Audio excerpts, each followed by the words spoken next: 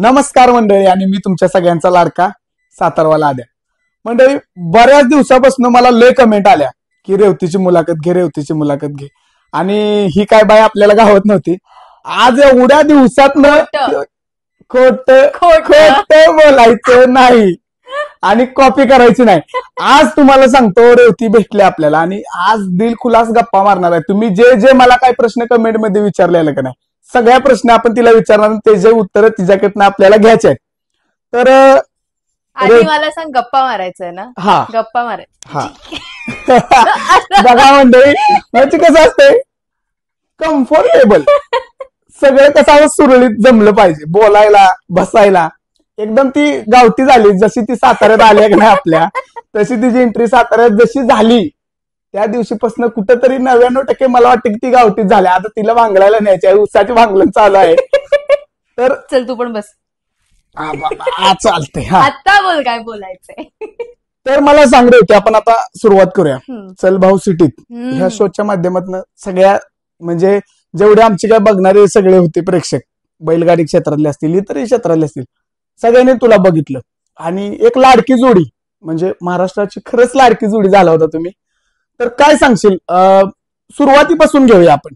म्हणजे तुझं याच्यामध्ये पदार्पण असेल किंवा ह्याच्या आधी पण, म्हणजे तू काय काम केलंस कधी, असं तू बारका असताना असं वाटलं होतं का तुला? म्हणजे कसं त्यावेळची क्रेज वेगळीच असते. असं तुला कधी वाटलं होतं की आपण एक दिवस टीव्हीत दिसणार आहे? काहीच नाही. म्हणजे मला असं वाटतं की हे माझ्यापेक्षा मोठं स्वप्न माझ्या आईचं आहे, की मला मोठ्या स्क्रीनवर बघायचं, एखाद्या पिक्चर मध्ये बघायचं किंवा सिरियल मध्ये बघायचं. तर कॉलेजला गेल्यानंतर मला कळलं की ओके, आपल्याला हे पण जमतंय, कारण मी कॉलेजमध्ये थिएटर करायची. आणि ते पण मला कंटाळा आलेला एक दिवस, म्हणून मी ऑडिशन द्यायला गेली होती. तिकडे जाऊन ना 70 पेजेसची अशी एक स्क्रिप्ट होती आणि ते अख्खं मराठीत लिहिलेलं होतं. आणि मराठी बोलायला येतं, ते पण कधी कधी चुकतं, बट लिहायला आणि वाचायला येतं, पण स्लो आहे, तेवढं फ्लुएंट नाहीये मी. तर मी म्हटलं एवढं कसं वाचणार, कसं लिहिणार. मग मला एक पान त्यांनी सांगितलं होतं, आमचे डिरेक्टर होते महेश सर. तर मी तो अख्खा पान इंग्लिश मध्ये लिहून काढलेला, फॉन्ट म्हणजे. मग मी त्याचं ऑडिशन दिलं आणि मला पहिलं, म्हणजे असं कधी झालं नाहीये, पण मला गेल्या गेल्या 2 दिवसात लीड रोलसाठी त्यांनी सिलेक्ट केलं. मग त्यानंतर आम्ही भरपूर आपले कॉम्पिटिशन्स असायचे ना, INT, इप्टा, लोकसत्ता, लोकांकिका, मग युथ फेस्टिवल, हे सगळे कॉम्पिटिशन्स मी 3 वर्ष कॉलेजमध्ये केले.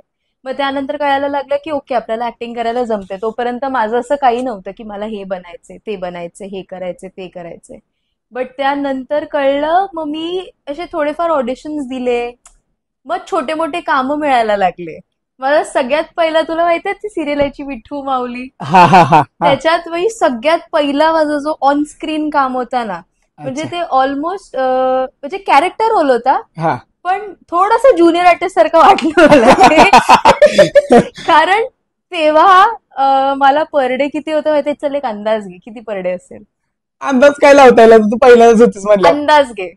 2,000-1,000 रुपये, 2,000-3,000. 700 रुपये. बाबा. 2 दिवस फिल्म सिटी मध्ये उन्हात काम करत होते मी, आणि त्या सिरियल साठी पेमेंट आजपर्यंत मला नाही मिळालंय. पैसे दिले नाही? त्याचे पैसे मला अजून नाही मिळाले. माझा पहिला काम आणि त्याचे पैसे अजून नाही मिळालेत मला. मग तू परत ते मागितलं नसतील आता? मी नाही मागितलं, माझ्यासाठी तो एक्सपिरियन्स होता यार, एवढं सिरियल मध्ये काम पहिल्यांदा करतोय टीव्हीत दिसणार आहे. पहिल्यांदा. मी म्हटलं जाऊ दे, 700 रुपये आहेत नाहीत ठीक आहे. तेव्हा माझ्यासाठी ते जास्त महत्वाचं होतं. मग त्याच्यानंतर मी छोटे मोठे अजून ऑडिशन्स देत गेले. मग एक मायथो सिरियल केलं मी, पण त्याच्यात पण छोटा कॅरेक्टर होता, पण त्याच्यात पण मजा यायची की आपण स्क्रीनवर दिसतोय, भले थोडंसं दिसतोय. तर त्यानंतर मला कोणीतरी कॉन्टॅक्ट दिला क्राईम पेट्रोलसाठी. अच्छा. तर मग मी क्राईम पेट्रोल करायला चालू केलं आणि मला मजा यायला लागली, कारण क्राईम पेट्रोल थिएटर सारखंच, तिकडे 2 दिवसात 70 सीन संपवायचे असतात. तर त्यांचं काम ना असं असतं, असं नाहीतर एकदम फास्ट. सिरियल मध्ये कसं दिवसाला 5 सीन 4 सीन, तिकडे 2 दिवसात 70 सीन संपवायचे. आणि आधी तर क्राईम पेट्रोल 2 पार्ट्स मध्ये बनायचं. तर मग म्हणजे एकदम असं फास्ट पेस मध्ये काम करायला ना, तिकडे शिकायला पण भरपूर मिळायचं. तिकडची लोक चांगली होती, प्रोडक्शन खूप भारी होता आमचा. तर ते मी केलं. त्यानंतर लॉकडाऊन लागला. हा मला अजून पण आठवतं आम्ही सेटवरच होतो आणि सगळे आलेले ए बंद करो बंद करो हा. मी म्हणलं होतो तेव्हा. आणि मला एवढी मजा आली. मी म्हटलं आईला शाळेत सुट्टी कशी मिळते तसं मला होतं. 9 ते 9ची शिफ्ट लागलीये जिथं बॅकअप 12च्या आधी होत नाही आणि 5 वाजता म्हणतात आम्हाला बंद करा. मी म्हटलं आईला फोन केला म्हटलं मी घरी येते. झालं असं काम. त्यानंतर काय त्यानंतर लॉकडाऊन. मग आय थिंक 1-2 वर्ष काही कामच नव्हतं असं बघायला गेलं तर. तेव्हा काही काम नव्हतं. मग त्याच्यानंतर असे भरपूर ब्युटी पेजंट्स वगैरे पण केले. मिस महाराष्ट्र आणि असं सगळं खूप केलंय मी. त्याच्यात मी जिंकायची. तर ते सगळं झालं. त्यानंतर पण काम माझं असं ओके होतं. स्लो होतं. एकदम फटांग म्हणून मला कामाच्या बाबतीत कधीच तसं झालं नाहीये. पण नंतर काय झालं माहितीये, आय मीन अंधश्रद्धा नाहीये पण माझा विश्वास आहे या गोष्टीवर की माझ्या मैत्रिणीची आई मला म्हणाली की वैभव लक्ष्मीचे उपवास कर 11 शुक्रवार. अच्छा. आणि मी ते खूप आधी केलं होतं. 2 शुक्रवार करून माझं राहून गेलं होतं. मी कधी ते कम्प्लीट नाही केलं कारण 11 करून उद्यापन करायचं असतं. मग ते माझ्या मनात होतं. मी म्हंटल चल करूया. असं नाही की हे केलं की आपल्याला मिळणार म्हणून पण म्हटलं ते मनात आहे तर आपण करूया करून टाकायचं. आणि मला असं वाटतं ऑक्टोबरमध्ये मी काहीतरी चालू केलेलं आणि नोव्हेंबरमध्ये गोव्याला एक फिल्म फेस्टिवल असतो इफी म्हणून मोठा फेस्टिवल असतो. तिकडे मला डीडी नॅशनल साठी होस्ट म्हणून रिप्रेझेंट करायला काम आलं. तुझ्या आयडीत व्हिडिओ बघितलेत आम्ही. ते काम आलं. तिकडे असताना मला झीची अजून एक सिरियल आली जागृती म्हणून. तिकडेच असताना आणि ते लोक मला म्हणजे मी बसमधनं उतरली आणि डायरेक्ट सेटवर गेले असं काम. कामाची लाईन लागली. मग त्यानंतर त्या शोने लीप घेतलं तर मला ते कंटिन्यू करताना आलं आणि आय थिंक एक 15-20 दिवसात मला ह्या शो साठी विचारलं गेलं की तू करशील पण नाही. मला घेत होतं. माझा एक मित्र होता इंस्टाग्रामवर तो कास्ट करत होता याच्यासाठी. वॉज लाईक की मी टाकतोय तुझं नाव हा शो तू करायचंय. मी म्हटलं अरे काय ते तरी मला सांग. तर त्याने सांगितलं नाही ते तुला कळेल आणि मग नंबर दिला इकडे तिकडे सगळं सॉर्ट झालं फिक्स झालं. मी ऑडिशन पाठवलं. त्यानंतर तिकडे बोलवून पण माझी एक इंटरव्ह्यू झाली होती. ते सगळं झालं सगळं सॉर्ट.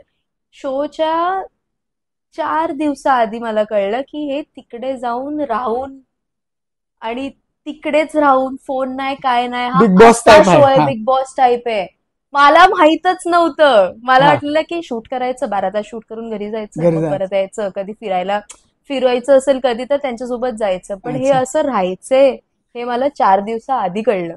आणि त्याच्यानंतर म्हटलं सगळी तयारी म्हणजे एवढे कपडे हे ते एकदम डोक्यावर आलं होतं. माझी आई तर वेडी झालेली. ती बिचारी सगळीकडे फिरत होती माझ्यासोबत हे घ्यायला ते घ्यायला. तयारी वगैरे केली आणि काय मग त्यानंतर तुम्ही बघितलं तुम्ही केला राडा. तर मी तुला थोडा वेगळा प्रश्न विचारतो. आता तुला ह्याच्या आधी तू दिलेस इंटरव्ह्यू नाही मला माहित नाही. माझा पहिला इंटरव्ह्यू. आणि मित्रांनो तुम्हाला सगळ्यात पहिल्यांदा एक गोष्ट सांगतो की आतापर्यंत कुठल्याच प्रसार माध्यमांच्या समोर ती आली नाही. आणि मी ह्या मुलाखतीसाठी जवळजवळ तिला कमीत कमी 1.5 महिना झाला कॉल करते. आणि आज 1.5 महिन्यानं मॅडमने वेळ दिला. 1.5 महिन्यानंतर तर मी प्रश्नाकडे येतो. मला सांग माणसाच्या अंगात एक किडा असतो किडा. एक चांगला एक वाईट. तसं काय सांगशील तुझं दोन्ही किडा. तुझा एक चांगली सवय की बाबा मी असे आहे आणि एक वाईट सवय म्हणजे कशी एक किडा की बाबा हे मी करते आगावपणा असेल कुठे सेटवर ऑन शूटच्या नंतर. बिलकुल नाही. म्हणजे एकदम शांत आहेस तू. मी कामाच्या बाबतीत मी खूप फन आहे मला असं वाटतं. आणि मला भरपूर लोक पण हे म्हणाले मला नाही आवडत टँट्रम्स वगैरे करायला शूटवर. पण चांगला किडा म्हणजे माझ्यात पेशन्स खूप आहे. हे तुम्ही सगळ्यांनी बघितलंय. संयम मराठी माझ्यात खूप संयम आहे माझ्यात. टॉलरन्स खूप आहे. हे सगळे माझे चांगले हे. पण कधी कधी ह्याच गोष्टी वाईट होऊन जातात माझ्यासाठी. कारण अति जास्त आपण जर कोणाला प्रेम दिलं किंवा लाडवलं आणि जर तो माणूस बिघडला तर ती चूक आपली आहे. तर चांगला किडा पण तोच आणि वाईट किडा पण तोच. अच्छा. तर अजून तुला मी एक गोष्ट विचारतो आता शो मधली. सगळ्यात पहिल्यांदा ना मी म्हणजे माझ्याकडनं आमच्या जेवढे माझे काय ऑडियन्स आहेत त्या सगळ्यांच्याकडनं जीचा आभार मानतो. कारण का माहितीये का एक गावठी हा शब्दच ना माणसाला कुठेतरी टोचतो. बरोबर. आता बघ, मी तुला ज्या भाषेत बोलतोय, माझी असेल सातारी भाषा, गावठी हे शब्द माणसाला टोचतो. बरोबर. आज त्याच गावठीचा ब्रँड केला जीनं. सहमत आहेस ना तू ह्या गोष्टीबद्दल? तुला कधीही कुणीही न विचारलेला प्रश्न मी विचारणार. म्हणजे मला माहित नाही तुला कधी कुणी विचारला का नाही, पण विचारणार आहे. हा हा हा हा हा एक्साइटमेंट असते. भरपूर काय काय. हा, मला सांग, म्हणजे कुठेतरी कम्पेअरिंग नाही ही गोष्ट, मी माझ्या मनात विचारतो. कारण आम्ही सातारची माणसं म्हणजे कसं म्हणतो, आमचं डायरेक्ट असतं बेधडक, काय असेल ते चल बोल, आला समोरच्याला राग तर आला, जे काय असेल ते तोंडावर बोलायचं, धडाधड आमच्या भाषेत. तसं मी तुला सांगतो की बाकीच्या पण सिटी सुंदरी त्यांच्या गावात गेल्या, त्या जिल्ह्यात जाऊन आल्या, प्रत्येक जिल्ह्याचं एक वेगवेगळं वैशिष्ट्य आहे. तुला हा हा हे बरोबर, तू चांगलं ओळखलंस. बाकीच्या पण सिटी सुंदरी त्यांच्या जिल्ह्यातनं जाऊन आल्या, काय त्यांचं जे काय टास्क होते ते केलं. पण तू मला सांग की माझ्या जिल्ह्यातनं, म्हणजे आपल्या साताऱ्यातनं, आता तू आलीस आपलं झालं, हा, आपल्या साताऱ्यातली कुठली गोष्ट अशी वाटली की तुला की तू आयुष्यभर विसरणार नाहीस?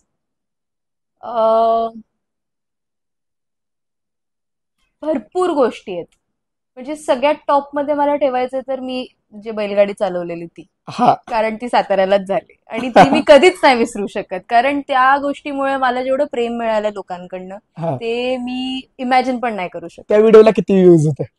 आता त्या व्हिडिओला आय थिंक 2 मिलियन नाही, 2 की 4 मिलियन आहे काहीतरी. 2 व्हिडिओ आहेत बैलगाडीचे. अच्छा. आणि एकाला 2 मिलियन आहे आणि एकाला 4.8 मिलियन असं काहीतरी आहे. 2.5 आणि 4.8. आणि मी ते चालवताना पण ना, सगळे जे मित्र होते अथर्वचे, ते सगळे हेच बोलत होते, तू चालव, व्हिडिओला काय व्ह्यूज मिळतील. तर ती एक गोष्ट आहे. त्यानंतर गावातली लोक एवढी गोड असतात यार. इकडे तर कोण विचारायला पण उभं नाही करत एकमेकांना. मुंबईत आणि त्यानंतर तुमचं काहीतरी काम आहे, जर माझं काहीतरी काम आहे तुझ्याशी तरच मी तुझ्याशी बोलणार, असे लोक असतात. पण तिकडे तर नुसतं मी बसायची, मी इकडे तिकडे कुठे पण गेले, ए रेवते चहा प्यायला ये. तिकडचे लोक एवढे स्वीट आहेत आणि एवढे वेलकमिंग आहेत ना. मी एका आजी, तिकडे मंदिराकडे एक आजी राहते, मी त्यांना भेटायला जायची, मला ती आजी खूप आवडलेली. मी त्यांना भेटायला गेलेली, माझ्या मागे 10 लोक आले तिकडे. आणि तिकडे ना मिनी हळदी कुंकूचा कार्यक्रम चालू झाला म्हणजे तुला लावायला सगळे जमा झालेले. आणि मी त्यांना सांगते मी परत येते, तिकडे थांबलेत नाही चालू. तर मग लोकांचं प्रेम एवढं ट्रान्सपेरंट आहे ना तिकडे, की कोण असं विचार नाही करत की आपण असं केलं तर कसं वाटेल. प्रेम आहे ना, दाखवा. तर मला ती एक गोष्ट खूप आवडली गावातली. अच्छा. आता शो म्हणलं की कसं येतं, काही गोष्टी म्हणजे मी हे नाही बोलायला पाहिजे, पण शो म्हणलं की भांडणं येतात, आपलेपणा येतो, बोलतो लगेच नाही, कसं लगेच मुद्द्यात हात घालायचं नाही, आपलं जसं होईल तसं वळी न होतं आमच्या भाषेत. तर मला सांग की कुठेतरी मैत्री होती, प्रेम होतं, भांडणं होतात, वाद होतात, वैर सुद्धा होतं एकदम, म्हणजे ते शोच्या बाहेर पण चालणार. तसं कट्टर मैत्री म्हणू आपण, कट्टर आमच्यात शब्द आहे, कट्टर भाव. आता आपल्याला भाव आपल्यावर कट्टर राहणार. कट्टर मित्र कोण झाला तुझा शो मध्ये किंवा मैत्रीण? बघ, मी तुला सांगू, आमचा जो अख्खा कावळा गँग होता ना, आम्ही सगळे आज पण टच मध्ये आहोत. अच्छा. सगळ्यांशी बोलतो आम्ही, भेटलोय शो नंतर, मजा केलीये, गप्पा गोष्टी झाल्यात सगळं. गायत्री म्हण, जोयाना म्हण, गुरलीनला भेटायचं राहिलंय माझं, पण गुरलीनला पण मी भेटणार आहे लवकरच. मग पण ह्या सगळ्यांमध्ये जर मला असं काढायचं असेल की कट्टर समोरच्याला काही राग येत नाही, हे माझा प्रश्न आहे.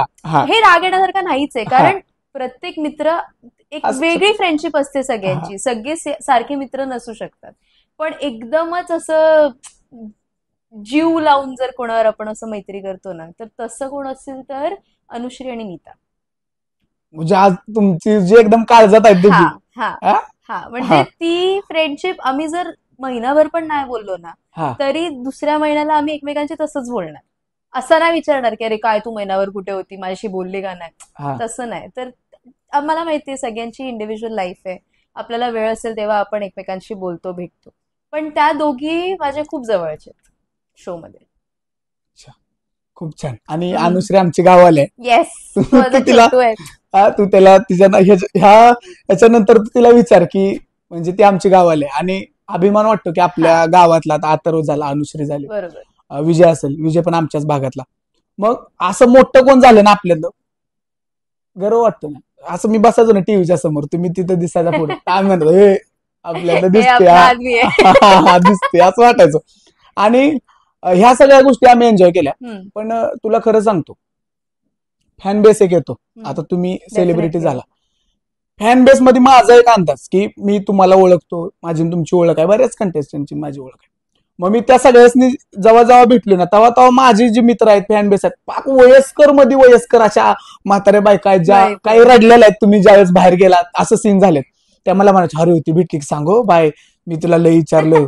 हा असं म्हणजे काळजी घे बाय, तुला नजर लागल, सारखी नजर काढ, ह्यावन त्या अशा म्हाताऱ्या बायका मला सांगतात. मग मी ते तुझ्यापर्यंत सांग असा फॅन बेस एक येतो. त्याच्यातली मला एक गोष्ट सांग, असा एखादा फॅन, भरपूर फॅन आहे तुझे, फॉलोअर्स झाले बाहेर शोच्या बाहेर भरपूर, पण असा एक फॅन की त्याला कधी नाही विसरू शकत, म्हणजे लाईफ टाईम लक्षात राहील आणि की भाई हा ये सबसे हटके असं तू नाही, मी तुला सांगू आतापर्यंत म्हणजे लोक एवढे रॅन्डमली भेटलेत ना मला, असं एक कोणाला मी लक्षात ठेवूच नाही शकत. कारण मी कुठेही गेली ना तिकडे एक माणूस तर असा येतो, तुम्ही चलबावा सिटी मधले आहेत ना.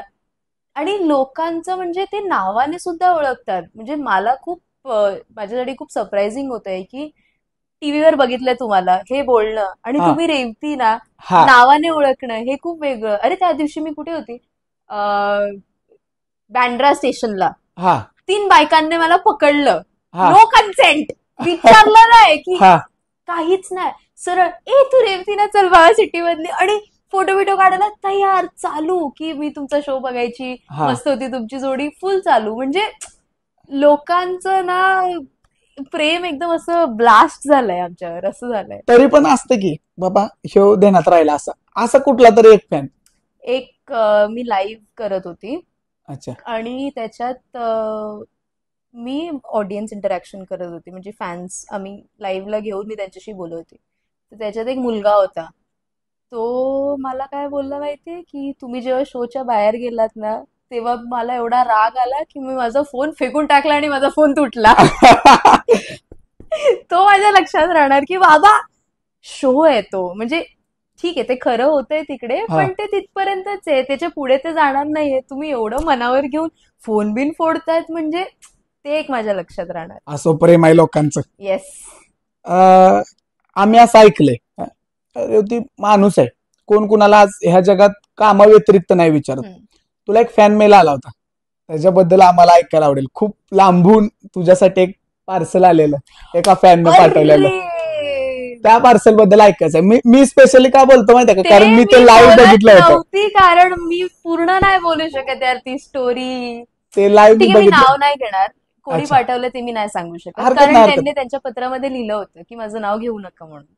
हरकत नाही. हा, पण मला लडाखवरनं एक फॅन मेल आलं होतं झीच्या ऑफिसमध्ये. मला कॉल आलेला की तुझा एक हे आलंय, पार्सल आलंय. मी म्हटलं माझा कुठला पार्सल आलाय, तर ते बोलले की कुठच्या तरी फॅनने पाठवलं. आणि माझं असं झालं की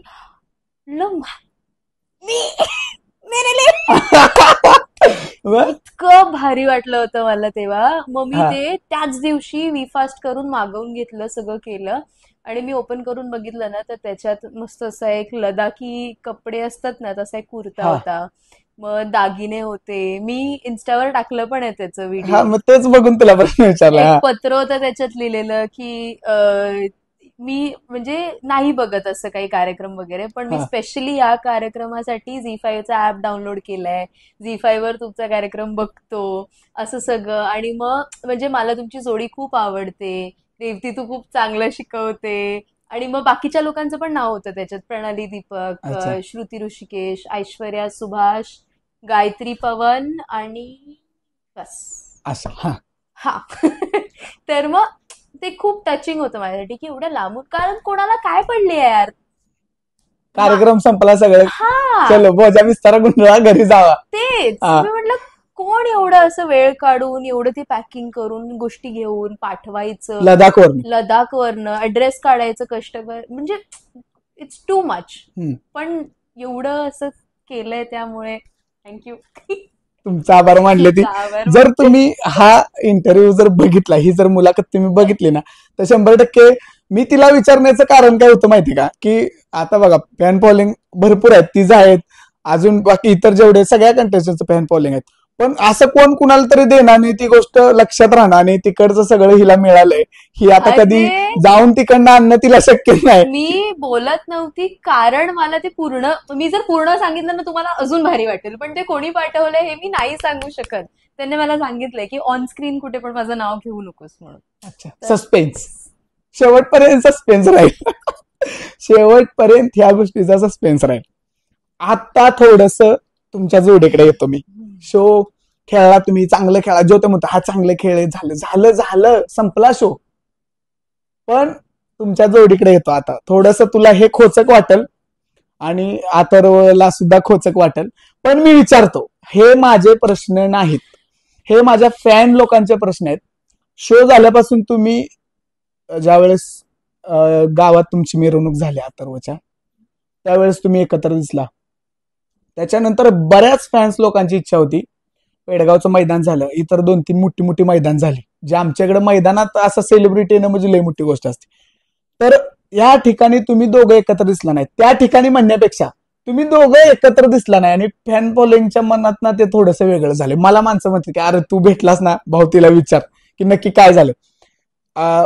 बघ मला माहित नाही पर्सनल काय असं, पण मला मी मगाशी तुला सांगितलं की मला किडा आहे. तू बोल. हा, मला किडा आहे. आणि कसं असतं आपला किडा असा असतो की भाऊ उद्या उघड सगळं.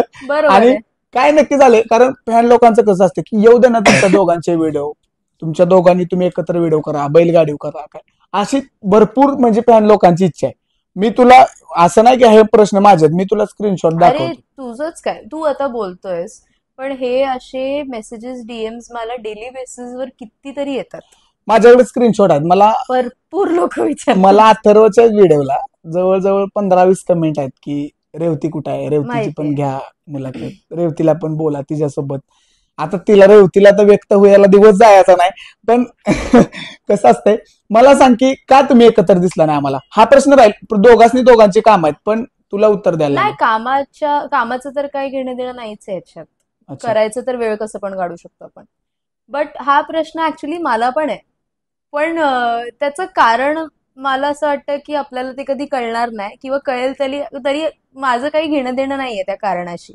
असं की मी ठरवलं होतं की मला व्हिडिओज करायचे, रील्स करायचे. मी अथर्वला पण सांगितलं होतं की मी 2-3 माझे शूट्स होते, ते शूट संपले की मी येते गावाला, आपण गावाला बैलांकडे जाऊ, गोठ्यात जाऊन व्हिडिओज काढू, इकडे तिकडे फिरू, ते सगळं करू. आणि मी म्हणजे सांगितलं होतं तिकडे की मी येणार आहे म्हणून.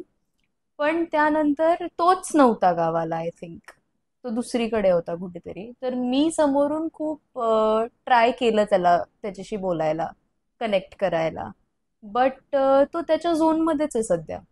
त्याचा झोन काय ते मला नाही माहित. हसलीस? हा. हसलीस म्हणजे तुला माहित असतं? हा, हे सगळ्यांना माहितीये. मी माझ्या तोंडाने काहीच नाही बोलणार, बिकॉज जे चाललंय ते सगळ्यांना माहितीये. आणि ऍक्च्युली माझं काहीच घेणं देणं नाही त्या गोष्टीशी. पण मला कुठे खटकलं आणि वाईट वाटलंय की मला कालच कळलं की त्याने मला इंस्टाग्रामवर ब्लॉक केलंय. अच्छा. तर मग माझं थोडस असं झालं की ओके, का म्हणजे असं तर काही लोकांचाच प्रश्न आहे असं तर. हा माझा पण प्रश्न आहे. प्लीज तुम्ही त्याला विचारा की का. माहित नाही मला, म्हणजे काय कारण असेल हे आपण सांगू नाही शकत. बरोबर. आणि मला खूप राग आला आणि मला खूप वाईट वाटलं, कारण यार काय म्हणजे का. तुला कोण बोलतंय की मी तुझ्या घरी येऊनच बसते आणि तुझ्याशी बोलतेच आणि कायच करते. पण एक साधं आणि एवढी मोठी गोष्ट पण नाहीये असं बघायला गेलं तर. जर आपल्याला लेट गो करायचं आपण करू शकतो, पण ब्लॉक करणं, एखाद्याला वेळ काढून एखाद्याला ब्लॉक करणं, ह्याच्या मागे काही ना काहीतरी कारण असेल. तर मग मला ते थोडंसं खटकलं. मी त्याला कॉल पण केलेला की मी म्हटलं तू मला ब्लॉक केलायस का. तर तो काहीतरी स्टोरी बनवत होता. त्याने सांगितलं नाही, दुसरं कोणतरी हँडल करतंय, कदाचित त्यांनी केलं असेल. पण मला ते पटलं नाही आणि मग मी त्याला सांगितलं ठीक आहे सोड, आणि मी फोन कट केला. आता हे सगळं झालं, तू सांगितलंस, कुठंतरी गैरसमज असेल, हरकत नाही. म्हणजे तुम्ही एकत्र दिसावं अशी आमची इच्छा आहे. म्हणजे मी प्रश्न विचारण्याचं कारण काय होतं माहितीये का, की आमची प्रबळ इच्छा आहे की तुम्ही एकत्र दिसावा. काय एकत्र दिसावं तर आम्ही एकटं तुला बघायचं किंवा त्याला एकटं बघायची अशी सवय नाही आम्हाला. आम्ही टीव्हीत पण तुला सगळ्यांनी बघितलं, आम्ही फॅन फॉलोइंग लोकांनी आम्ही तुला टीव्हीत बघितलं, दोघांना एकत्र बघितलं.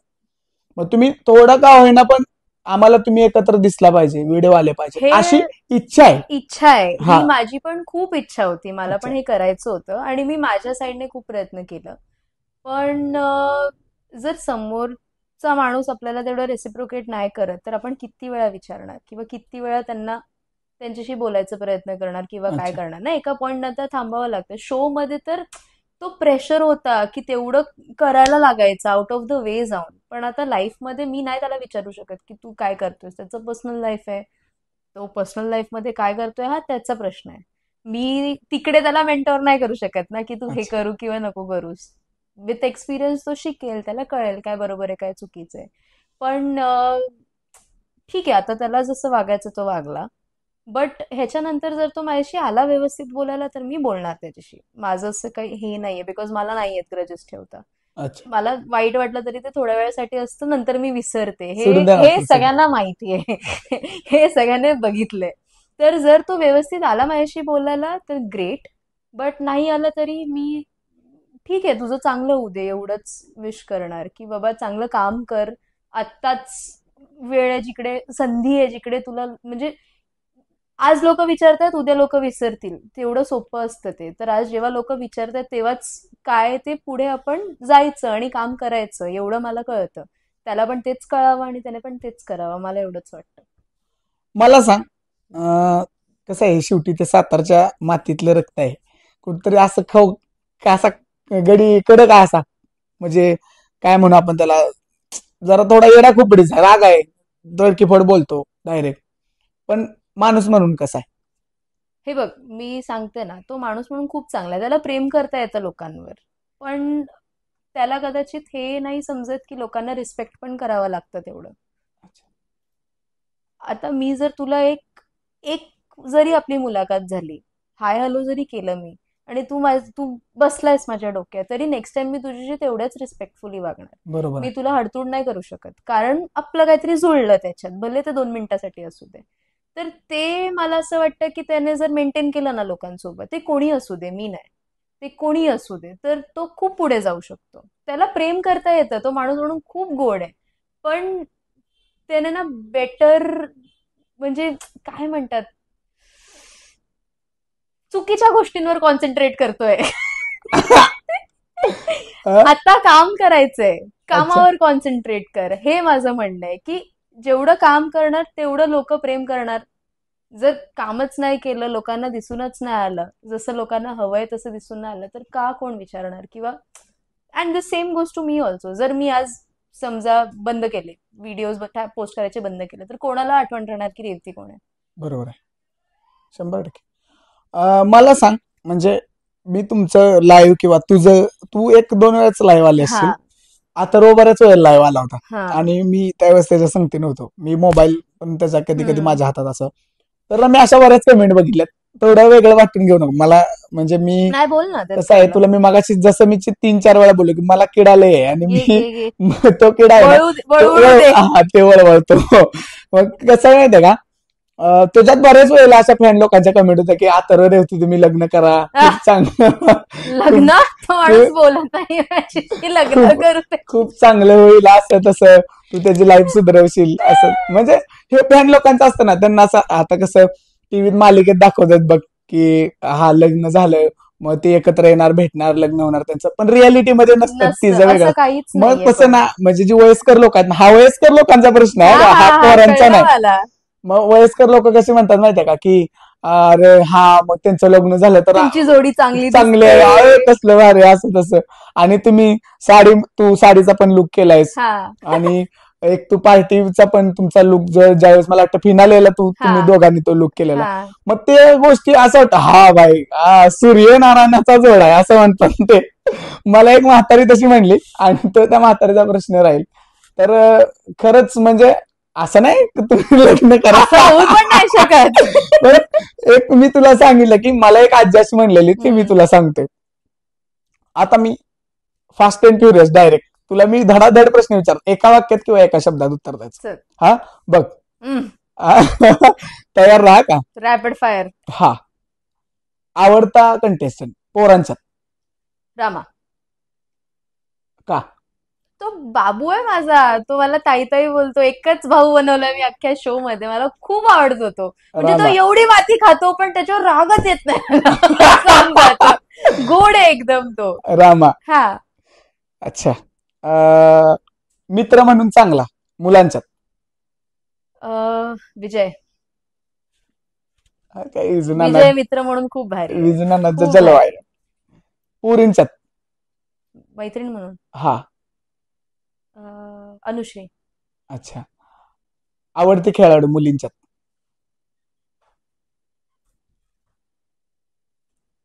अनुश्री. अनुश्रीच. हम्म. आता मुलांचाच येतो. मी कर तू वळवळू दे. तू फटू नकोस, नाही नाही बोलत कर. राहा. आज माझी ही लोक सगळी तुला बघणार आहेत. भरपूर आणि तू प्रश्न बोलायचं. विचार. मी बावळा गँगचे पण नाव घ्यायचेत मला बोलतो. हा, ऐक. पोरांच्यात हा. सगळ्यात आगाव आणि खुडील? अथर्व. चांगली कॉम्प्लिमेंट आहे तुला तर बघ. अख्ख्या जगाला माहिती नाही, आहे ते. मी नाही. काय लपवून करू आता. ही मनात आल्या. प्रेमळ भाऊ नाही एकदा असं निघालं. हे असं, करून हा. निघालं. मुलींचा आगाव कोण होती सगळ्यात? भांडखोर आगाव? तीच. पण नंतर ती बदलली होती यार. नाही अनुश्री? भांडायची. म्हणजे स्टार्टिंगला तुझ्या बरोबर भांडलेली? नाही, माझ्यासोबत नाही भांडलेली ती. नाही. माझ्यासोबत कोण भांडलंय? असं आहे ना, शो मध्ये बघ तू कधी पण फेस टू फेस भांडणं पोरींची कधी एवढी झालीच नाहीत. अच्छा. सगळे मागून यशी आहे आणि ते आमच्यात का नाही बघ. आमच्या ते तुम्ही मला सांगा, बाहेरून तुम्हाला कोण वाटतं सगळ्यात जास्त आगाऊ कोण होती? हा, तू बोल. तुम्ही सांगा. रेवती मला सांग, तुझ्यासाठी प्रश्न आहे. अथर्व आणि तुम्ही दोघं भेटला शो मध्ये, त्या गोष्टीच्या मागे एकच कारण होतं, बैलगाडी क्षेत्र. जो आज पण आमच्या काळजातला खेळ आहे. म्हणजे अरे सातारा चकडी, सातारा चकडी म्हणलं की तू बसल्यास म्हणल्या तुला फील असेल. फिलिंग ढगात. मला परत कधी चालायला मिळते. मला खूप मजा आलेली. फिलिंग ढगात. मला सांग, काय सांगशील बैलगाडी क्षेत्राविषयी? म्हणजे तुला जास्त तर माहिती नसणार एवढं 100%. काय? हा, म्हणजे मी चालवली आहे पण एवढी अशी माहिती नाहीये मला. म्हणजे मी मैदान पण बघितलंय पण एकदाच झालंय. हा, गेलेला तुम्ही हा. मैदानावर. बैलगाडी क्षेत्र कसं आहे माहितीये का? बैलगाडी क्षेत्रात प्रत्येक गोष्टीची रिस्पेक्ट केली जाते. बरोबर. आणि महिलांची तर लई, म्हणजे आमच्यात चालतं. तुम्ही गेला ना मैदानावर की तुमच्याकडं बहिणीच्याच नात्यानं बघतो. बरोबर. आमच्या बैलगाडी क्षेत्रातला प्रत्येक माणूस, म्हणजे मी तुला काय माहिती सांगते माहितीये का, की तुला परत हे सगळं तुला जपायचं आहे. कारण आमच्या लोकांची इच्छा आहे की तू परत आमच्याशी कनेक्ट व्हावंस. आणि मी तसं म्हणजे ज्या माझ्या आयोजक आहेत ना, काही मैदान जे भरतात, त्यांना मी अवश्य सांगणार आहे की तुला एका मैदानाला बोलवायला. नक्कीच. मी तर थांबले मला बोलवा म्हणून. बैलगाडी क्षेत्र ना भरपूर मोठं आहे. भरपूर मोठं. भरपूर लोक आहेत, महिला आहेत. आता महिला जॅकी सुद्धा आहेत. तू आता झालीस आमच्यात एक महिला जॅकी झालीस, तू ड्रायव्हर झालीस आमच्यातली. तर भरपूर अशा काही गोष्टी आहेत. संघटना आहे, शिस्त आहे, बैलांच्या प्रती मालकांचं प्रेम आहे. अशा भरपूर काही गोष्टी आहेत. इतिहास आहे बैलगाडी क्षेत्राचा. तर मला म्हणजे असं वैयक्तिक वाटतं की तुम्ही म्हणजे शोच्या माध्यमातून तुम्ही इथपर्यंत आला, पण तू खरंच त्या गोष्टी जाणून घ्याव्यास. तुला ते आवडेल का? हा, डेफिनेटली आवडणार. म्हणजे मी तर थांबले. मला परत मैदान बघायचं ऍक्च्युली, कारण मला खूप मजा आलेली. मी जेव्हा मी शो साठी शूट करायला गेलो होतो तेव्हा खरंच खूप मजा आलेली आणि चालवताना पण खूप मजा आलेली. तर मग मला आवडेल ते परत करायला. आणि खरंच बैलगाडी क्षेत्र तुला शिकण्यासारखं आहे. म्हणजे तू तुझ्या शेड्यूल मधनं थोडासा वेळ आमच्या पोरासनी, आमच्या मैदानाला, बैलासनी नक्की दे. आणि बैलगाडी क्षेत्रात काही नामांकित नंदी आहेत, म्हणजे ज्यांच्यामुळे म्हणजे आज आम्ही इथं तुझ्यासमोर, मी तुझ्यासमोर आज आहे त्यांच्यामुळं. म्हणजे ठराविक तशी नावं नाही घेऊ शकत. ठराविक म्हणजे असे भरपूर, म्हणजे जो तो त्याच्या दुनियेत असा किंग आहे. भरपूर मोठं फॅन फॉलोइंग आहे त्यांचं. म्हणजे एका बैलाचे 200 400 के फॉलोअर्स आहेत. एवढं तर तुझे कमी आहेत. हा, मग तुला ना म्हणजे माझी अशी इच्छा आहे की तू त्या सगळ्या बैलांना भेटायला जा. अरे नक्कीच. आणि मी माझ्या सगळ्या म्हणजे जे आता बघतात ना माझे लोक मित्र, सगळे माझ्या मित्रमंडळींना विनंती आहे की रेवती ह्या व्हिडिओच्या कमेंट बघणार आहे. तुम्ही प्रत्येकानं कमेंट करायची की ज्यावेळी तुम्ही कमेंट करणार ना, मी प्रयत्न करेन की तिला त्या बैलाला भेटवण्याचा.